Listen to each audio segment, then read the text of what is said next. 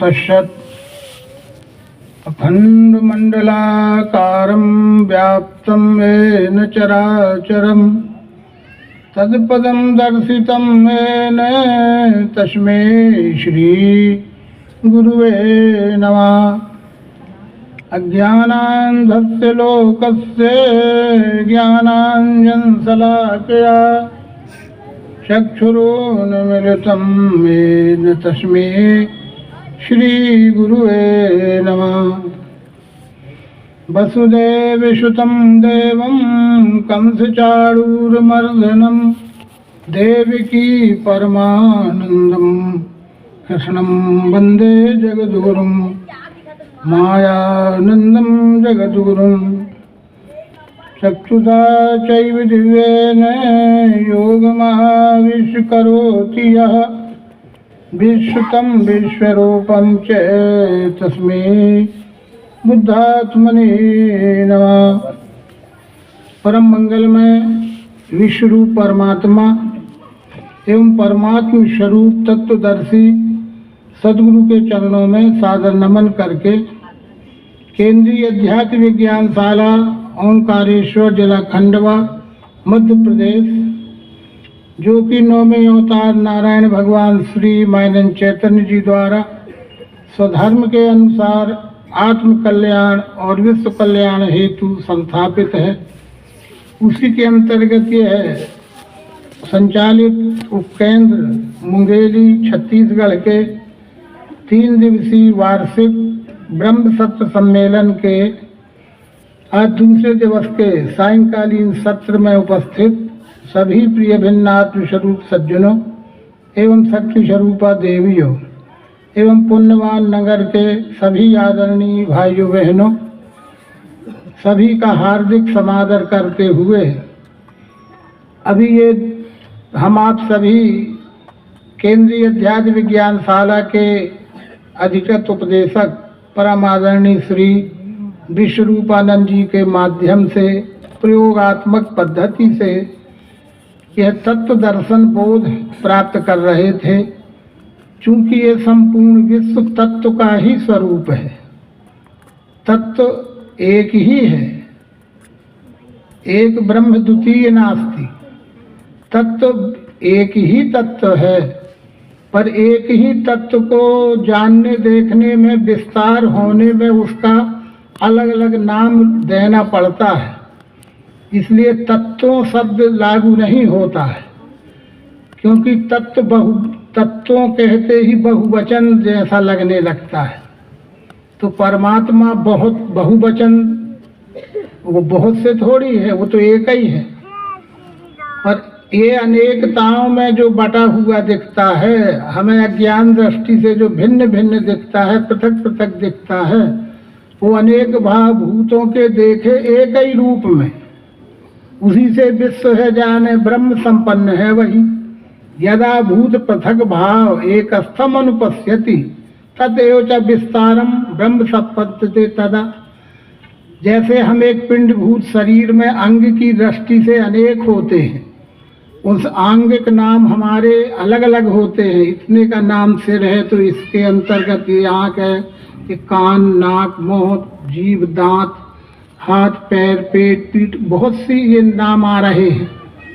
एक तो मैं बहुत हूँ कि एक हूँ, पर एक अंग की दृष्टि से बहुत हूँ और शरीर की दृष्टि से एक हूँ, पर भिन्नता मुझ में नहीं है। मेरे से कोई भिन्न पृथक अंग पृथक नहीं है। यहाँ तक कि मेरे शरीर का सिर का बाल भी मेरे से अलग नहीं है, एक रोमा भी मेरे से अलग नहीं है।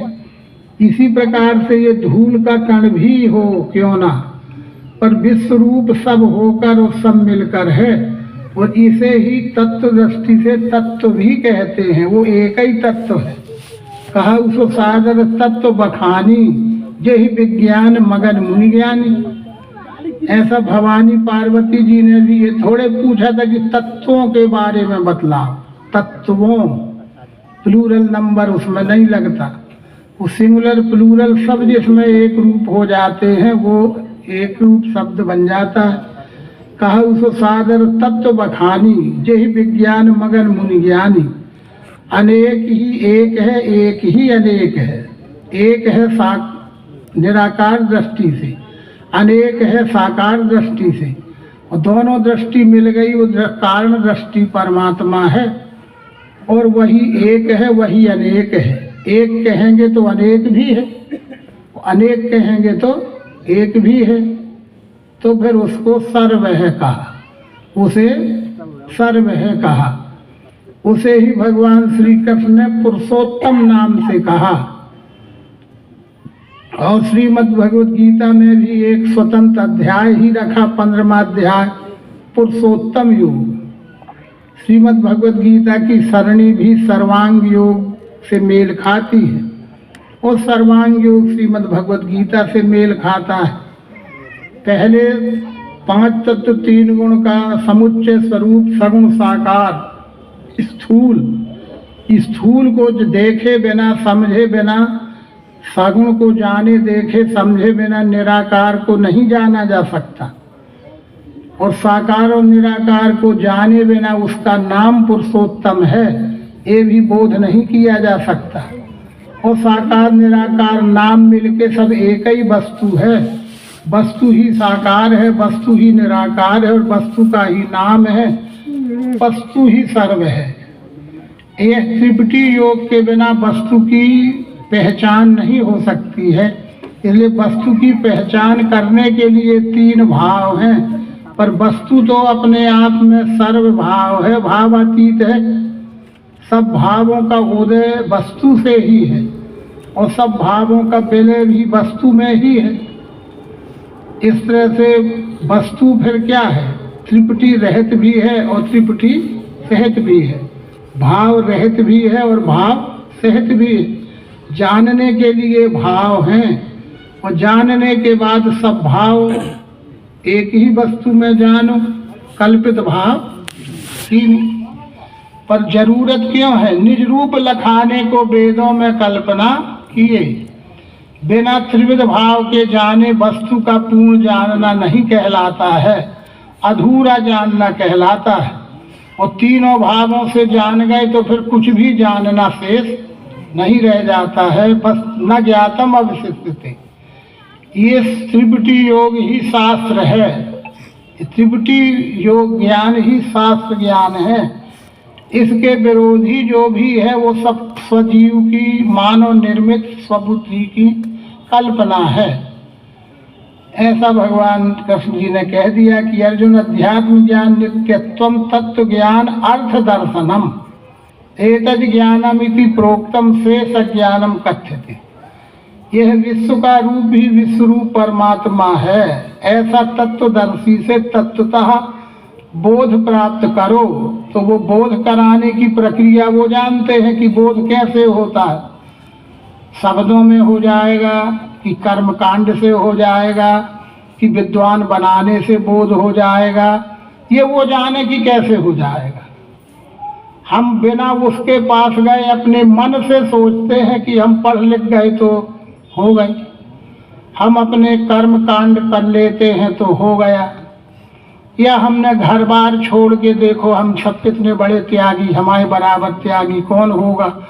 हम घर पात खेती पाती पत्नी बच्चे सब छोड़ के ये देखो, तो ये अपने अपने मन का है सब।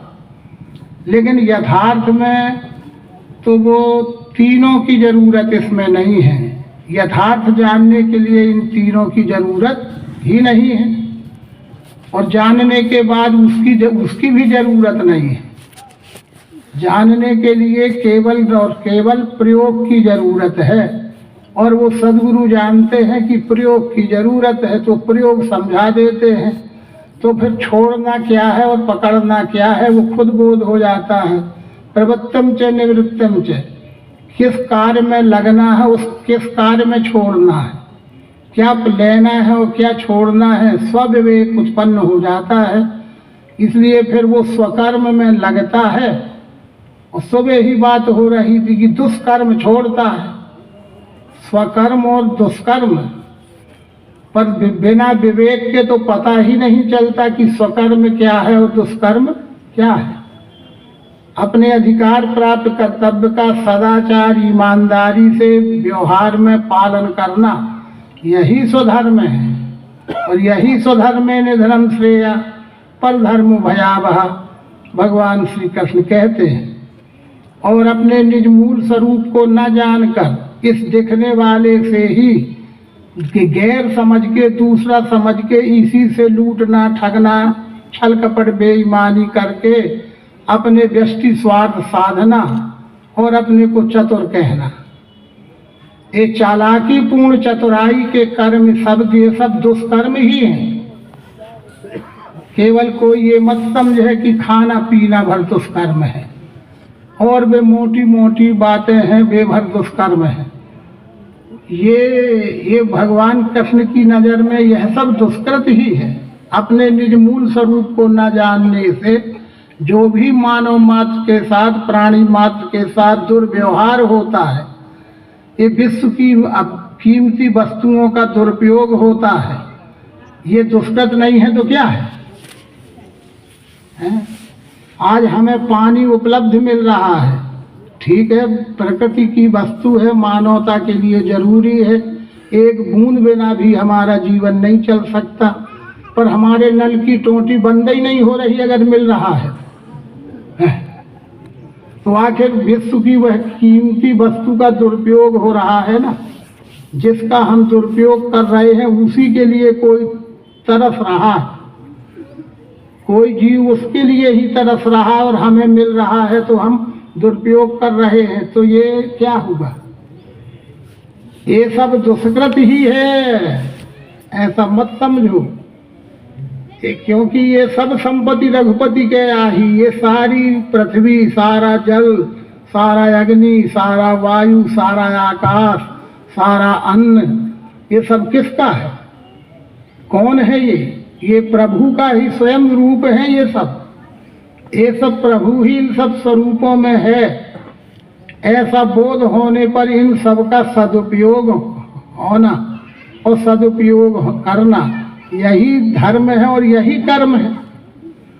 और इसके विपरीत जो भी हो गए अर्जुन, वो सब अधर्म ही है और दुष्कर्म ही है।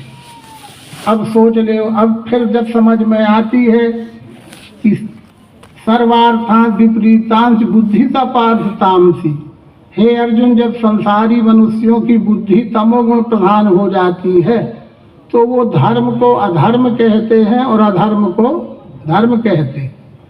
जब ये जहाँ ये सिखाया जाता है कि ईमानदारी से रहो, कहीं भी रहो ईमानदारी से रहो, तो हमें लगता है कि ये बड़ा कठिन ज्ञान है भाई, ये बड़ा कठिन ज्ञान है, बड़ा कठिन है। अरे इतने बार लंबी सांस ले ले कठिन कहते हैं कि सुनने वाला चाहे अटैक हो जाए, वो आने की सोच वही ना करेगा, जो सुन के अटैक में चला जाएगा।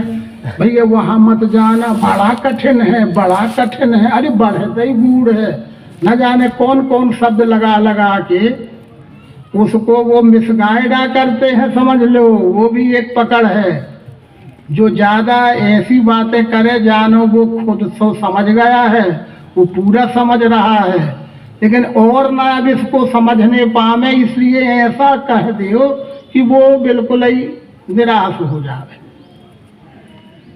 अब हमको, हम 365 दिन यही आप लोगों की सेवा में रहते हैं तो ये सब मिलते हैं, कहते नहीं है पर वो साइकोलॉजिकल समझ में सब आता है। हम ही से कहते स्वामी जी ये ज्ञान तो अंतिम है, सत्य है, यथार्थ है। ठीक है भाई, तो इस यथार्थ को ग्रहण करो, अपना कल्याण करो ना, पर बड़ा गूढ़ है स्वामी जी, बड़ा गूढ़ है। वो गूढ़ कह के सब क्या मतलब निकला फिर उसका?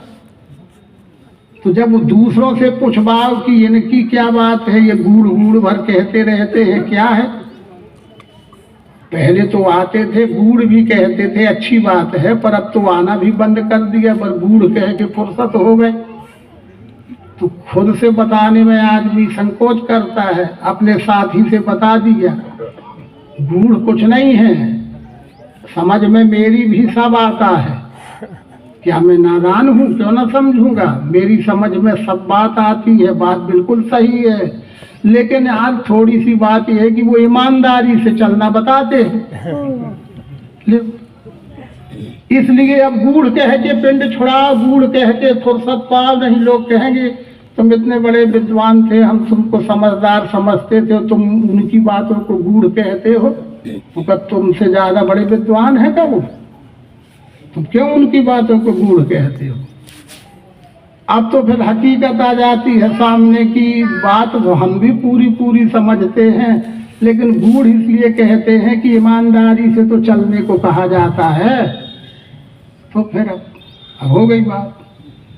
तो जहां बेईमानी से चलने की छूट दी जाए फिर वो है, फिर जो कुछ है। ये है बात असली। इसलिए ये विषय इतना भगवान ने इतना सहज किया है, इतना सरल किया कि कोई भी समझ सकता है। और ऐसा नहीं है, सबकी समझ में आता है। जो भी मनुष्य देह में आया हुआ जीवात्मा है उसे क्यों ना समझ में आएगा। प्लेन उड़ रही है, कौन उड़ा रहा है, किसने उड़ा दिया? मनुष्य की ही बुद्धि से हो रहा।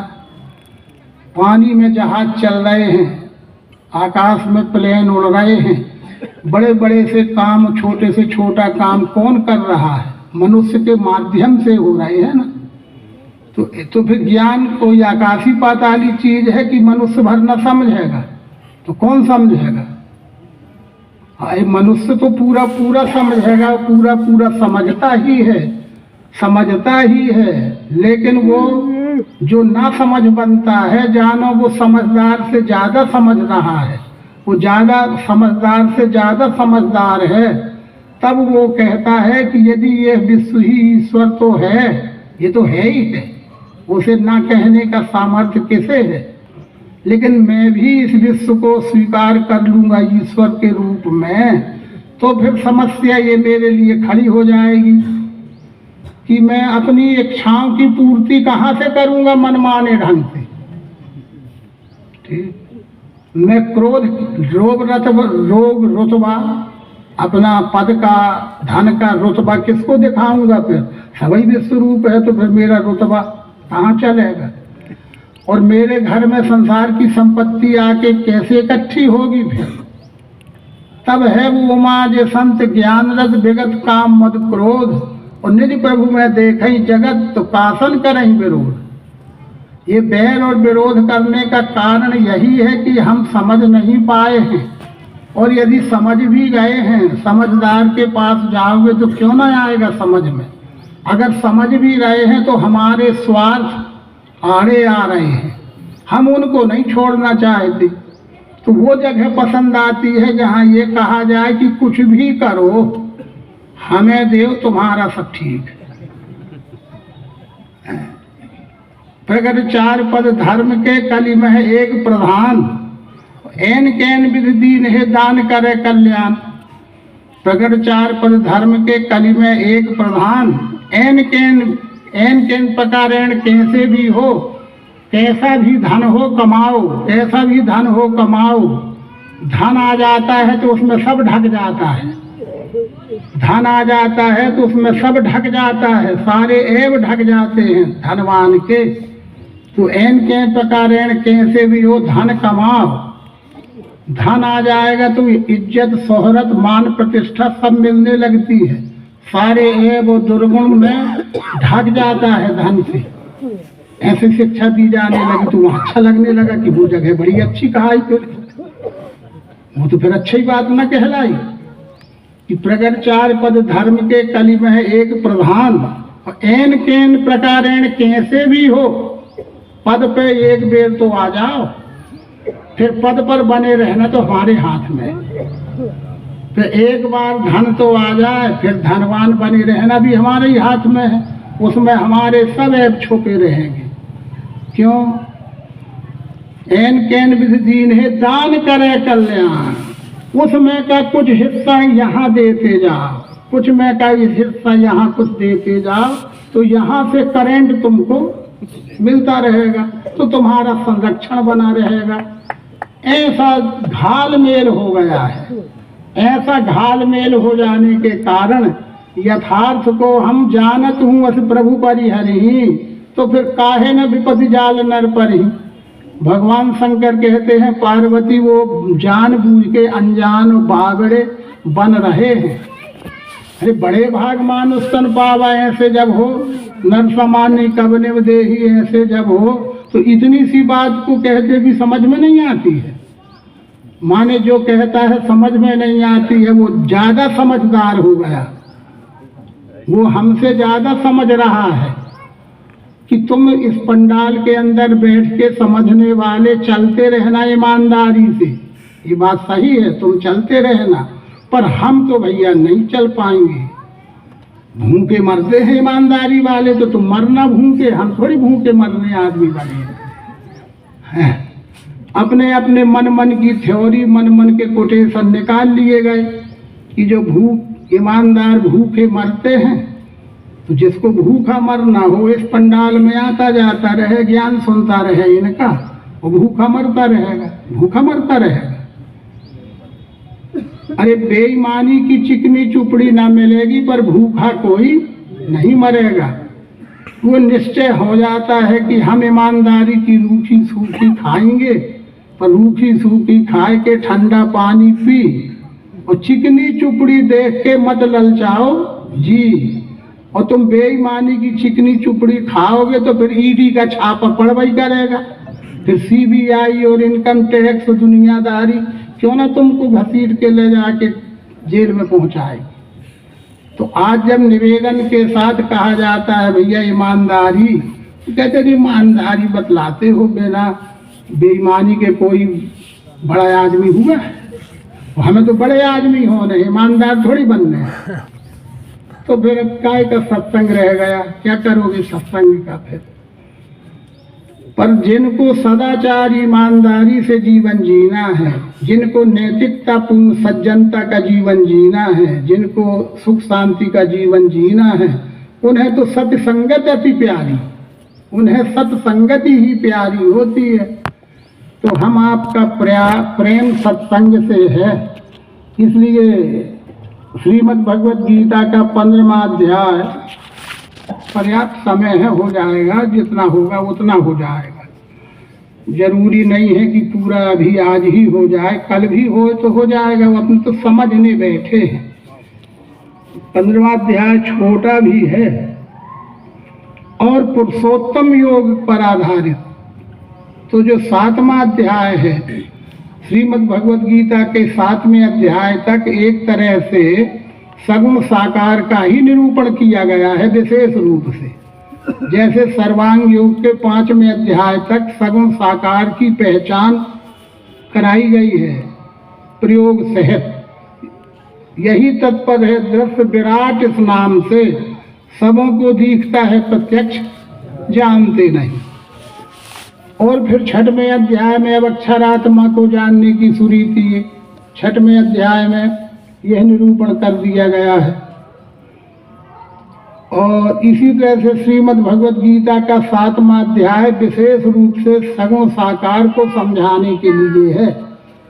और 8वें अध्याय में अक्षर ब्रह्म नाम ही है उसका, 8वें अध्याय का नाम भी अक्षर ब्रह्म योग नाम। अक्षर यानी निर्गुण निराकार, क्षर यानी सगुण साकार। तो फिर क्षर अक्षर दोनों का भिन्न ले, नाम में ही तो है नाम पुरुषोत्तम भाव। वो 15वें अध्याय में फिर भगवान श्री कृष्ण ने विस्तार से 15वां अध्याय समझाया है।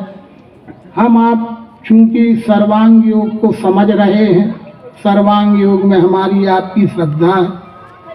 पूरा सर्वांग योग को आत्मसात करना तो कई जन्म की पुण्याई का विषय है, लेकिन थोड़ी भी सर्वांग योग जिसको मुखागर भी याद हो गया हो, वो भी उसकी बहुत बड़ी पुण्याई की बात है। और जिसको सर्वांग योग मौखिक भी याद क्यों ना हो, उतना भी याद होगा तो वो जरूर फिर श्रीमद् भगवत गीता को कुछ जरूर समझ सकता है। इसलिए हम आप सर्वांग योग के भी कुछ समझने वाले हैं और श्रीमद् भगवत गीता के भी कुछ समझने वाले हैं। पर दोनों कुछ कुछ मिल गए तो कोई तो प्लस बन जाएगा। कुछ सर्वांग योग समझे हैं तो कुछ गीता भी समझ में आ जाएगी। तो दोनों का मेल हो जाना ही तो पुरुषोत्तम है। जहाँ भी दो मिल गए वो पुरुषोत्तम ही है।